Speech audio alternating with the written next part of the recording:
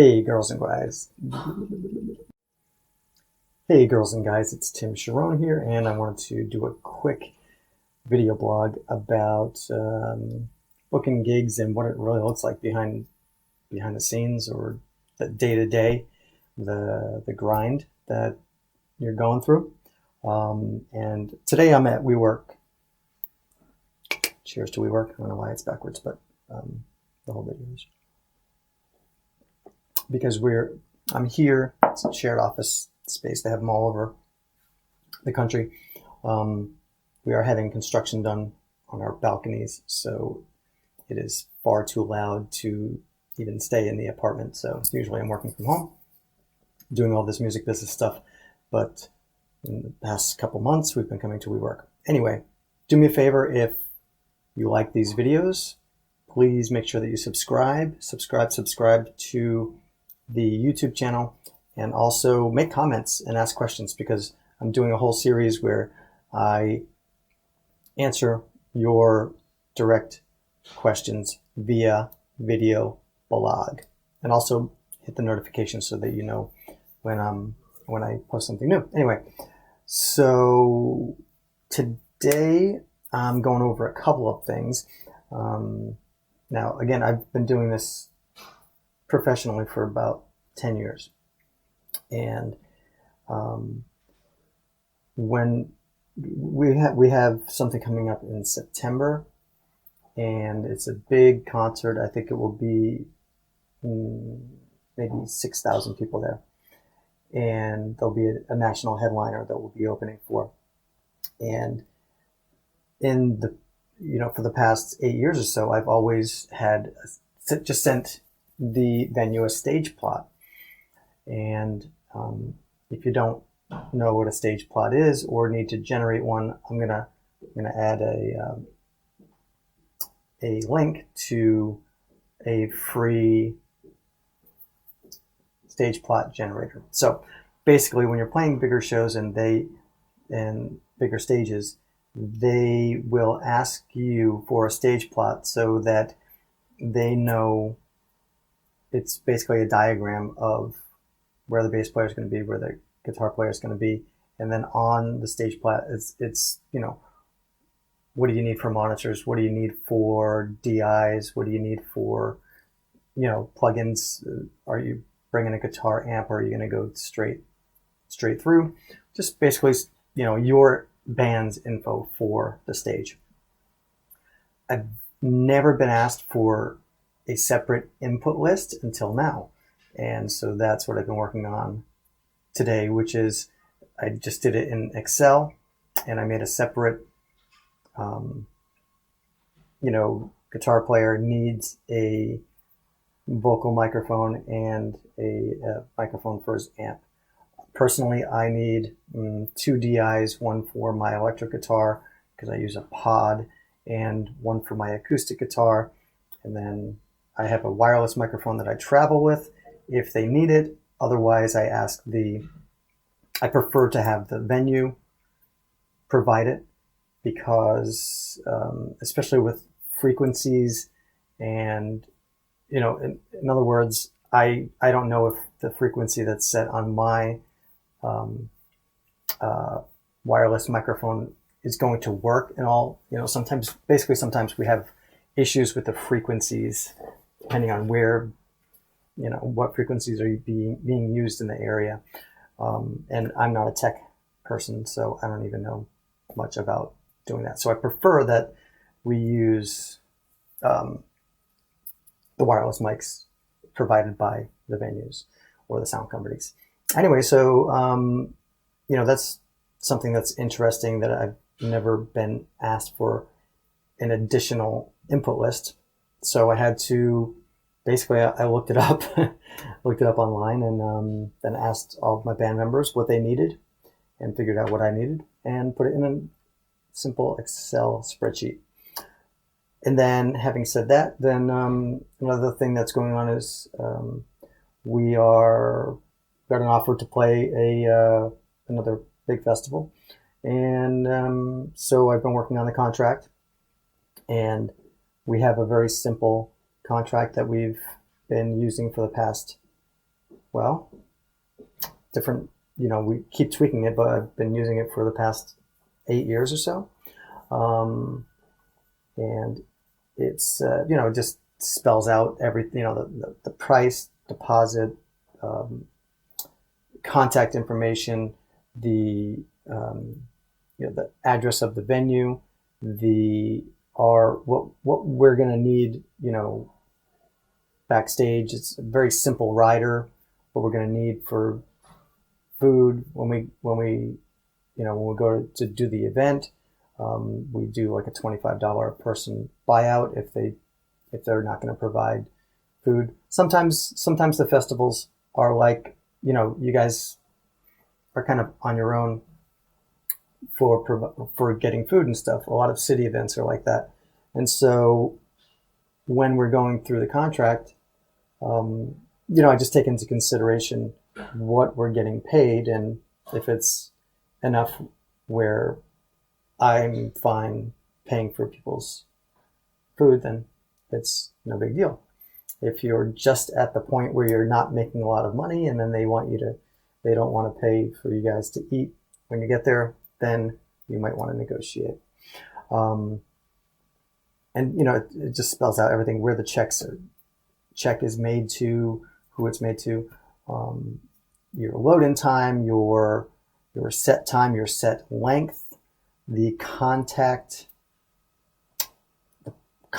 person for the event the day of, because a lot of times it's different than the person that is booking the actual event. So that's really important. So there's a lot of things that go into a contract. I'm not a lawyer, but I used a contract actually that was sent to me from a festival years ago, and we just kind of modified it for our own use, and we've been using it ever since. And it's very simple, just try to keep it simple. It fits on 2 pages. It really fits on 1 page, actually, and it just has extra verbiage and stuff, and then everybody signs it and all that fun stuff. And when you need the deposit by, if you're going to ask for a deposit, all that stuff.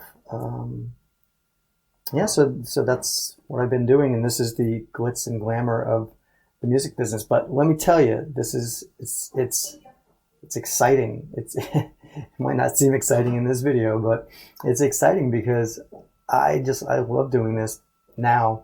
I used to dread, hate booking gigs. It used to be the worst thing in my life. And then I read a book, and it changed the way I thought about it. It's a Wealth Warrior by Stephen Chandler. And basically, to sum up what he wrote was, you either need to learn how to be great at selling what you're doing, or give up. That's paraphrasing. He probably put it a lot more eloquently than I am, but that really hit home to me, because I was trying to, I hired an assistant for a virtual assistant for like 1.5 years to do my bookings for me, where she would make the phone calls and all that. I used to ask other people to help me with it, and inevitably it did not work. When I had someone else calling, it didn't work. They want to talk to you. I mean, unless you're signed to a major deal and you have CAA working for you, booking your shows, I've found in my experience anyway, that they want to deal with you as the artist. They don't want to,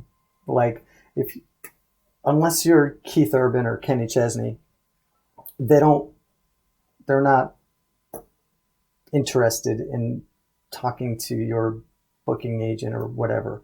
That's what I find anyway. I mean, they want to establish a relationship and trust with you as a person, because it's your business. It's your band, your act, whatever it is.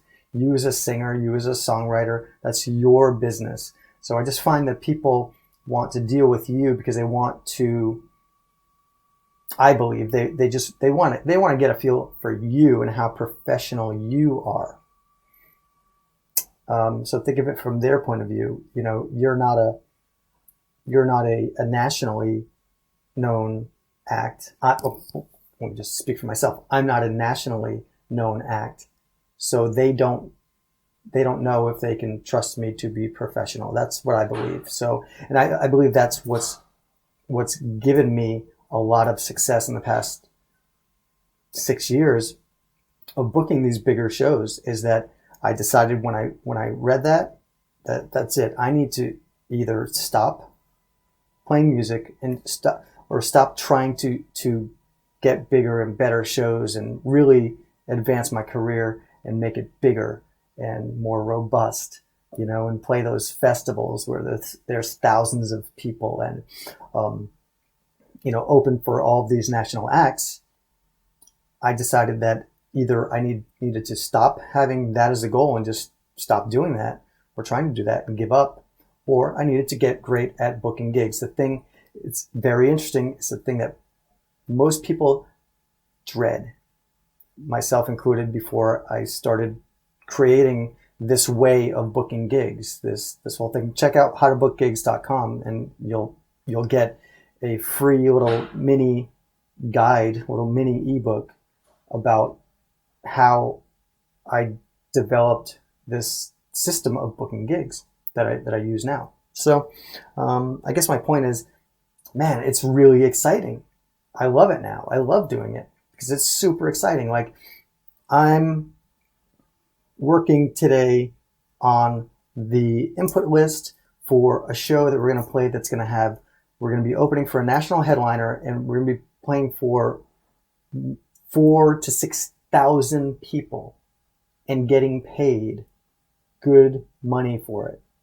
I mean, that's incredible. That's so exciting. So now booking gigs is super fun, super exciting. You know, every single gig that I've gotten throughout the years, I celebrate the victory, you know, because it's hard, and I know it's hard. So I definitely feel your pain, and that's why I'm trying to help people, because it can be excruciatingly hard to sell yourself. And, you know, really check out howtobookgigs.com, the free download, because basically what I've developed is a system where you don't sell yourself, where you don't have to sell yourself. So the pressure is completely off. So check that out. What was I going to say? And then, so the other thing that I'm working on is another, I don't know how many people will be there, but it's another, you know, big festival. There's going to be thousands of people there. We're opening for a national act, and I'm working on the contract for that. And it's extremely exciting. So keep those goals in mind. Even if you're, you know, if you're booking local bar gigs and playing solo acoustic, every time I booked a gig, I just celebrated, kind of like, you know, like got excited about it, because it's bringing you one step further. And I played thousands, maybe like 1,000, yeah, at least 1,000 solo acoustic gigs on a bar stool. So if that's where you are, get excited about it, because you're making money. You're playing music. And you can play your own music at these gigs, and you're going to gain fans, and you're going to, you know, you can sell merch. You can sell stuff on iTunes. You can make money with BMI Live. All of this stuff all comes from booking gigs. And then, you know, like today, I'm super stoked because I'm basically working on 2 shows today that we will perform for like 15,000 people in these 2 shows and get paid for it and get exposed to all of these fans that would never find me online or whatever, and get an actual, you know, we'll meet all these fans before and after the shows. We'll sell merch, sell iTunes downloads, Spotify, and it just keeps building, building, and building. So it's super exciting. So I hope that this video gets you a little bit amped up, and make that one phone call, 5 days a week. When you sit in the chair, when you sit at your desk or whatever, make that one phone call, and then if you're feeling it, then make a couple more phone calls. And if you're not feeling it, remember, baby steps.